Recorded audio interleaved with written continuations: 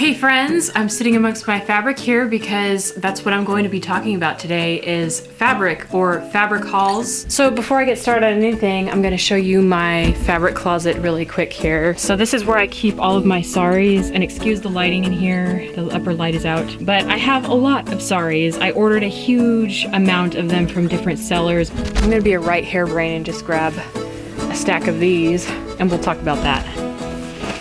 You might be wondering why all my sarees are in a big pile here. These are mid-projects, so I want them out of sight and out of mind, and so see you later. I never walk back there, all the same stuff in the same pile. It's organized, right? Okay, so I have a stack of different sarees, and I think I'll first talk about where I purchase my sarees. I go to eBay, and these are all vintage or antique. I really don't know how old they each are. I know they smell kind of interesting. I actually like the smell. It adds to the historical flair of everything. When I search for my sarees, it takes a lot of time of sifting through different listings on eBay because there's a lot of different sarees on there that may or may not fit a historical style. Good example of something, you see these little houses on the saree, and this is actually the bottom panel of the saree. If you can see here, I'll open it up. I do like to use this panel coming out at the bottom layer of my dresses. However, I've had a few customers complain about having houses or little people figures on it. Here I'm about to do the silk test. The silk will crumble and the synthetic will melt. So for this next part, I don't have a lighter, but I do have matches. So I'm going to catch on fire some silk and some synthetic, and you can see what happens between the two of them. Here we go. Gonna light that match. As you can see, it's kind of melting as I burn it.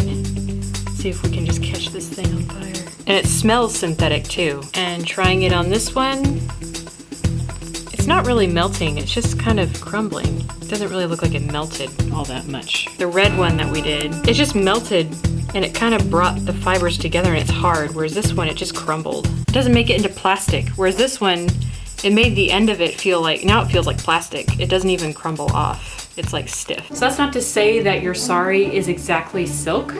That is just a test to kind of get an idea. I do not advertise my dresses as silk even if they pass the test, just because if it ends up not being silk, I don't want to have the wrong answer on that. One thing I would encourage you to remember is that there are a lot of sarees out there that are beaded.